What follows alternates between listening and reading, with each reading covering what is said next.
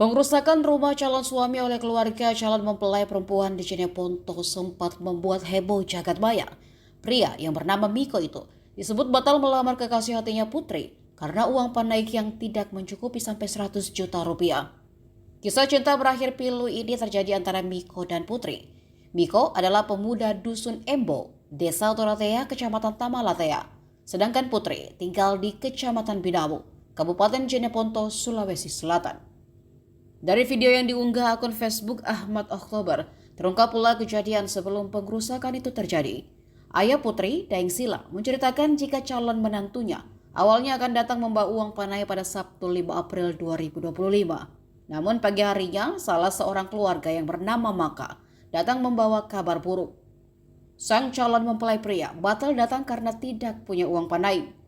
Daeng Sila kaget, namun ia kemudian bertanya kepada anaknya, apakah masih mau menerima Miko sebagai suaminya?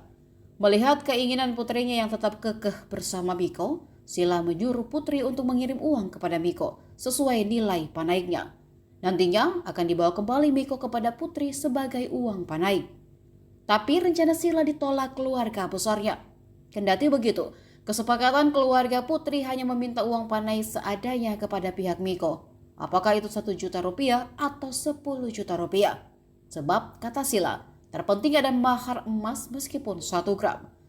Pihak keluarga Putri lalu menuju rumah Miko. Sayangnya, pagar rumahnya sudah digembok dan pintu rumah ditutup. Kata tetangga, Miko dan orang tuanya ke Makassar sejak subuh. Keluarga besar Putri mulai emosi. Maka lalu mendatangi ayah kandung Miko di Bungung Lompoa, Tamalatea. Namun tetap tak ada jalan. Ayah Miko tersebut menolak datang karena tidak dilibatkan saat proses awal lamaran. Sorenya ibu Miko menelpon dan mengatakan akan segera datang membawa uang 20 juta rupiah. Namun lagi-lagi hanya tinggal janji. Keluarga Miko tak kunjung muncul. Rupanya Miko menitip pesan lewat Putri jika ia mengirim uang 15 juta dan diminta ambil sendiri di rumahnya di Dusun Embo. Jika tidak, maka rencana pernikahan mereka batal. Daeng Sila yang mendengar itu tidak terima. Ia merasa tidak dihargai. Kata Sila, seandainya calon menantunya mau datang membawa uang, ia pasti akan menerima berapapun nilainya. Amarah yang semakin mendidih memaksa keluarga Putri bertindak anarkis. Alhasil, rumah orang tua Miko diduga menjadi sasaran amukan massa dari pihak Putri.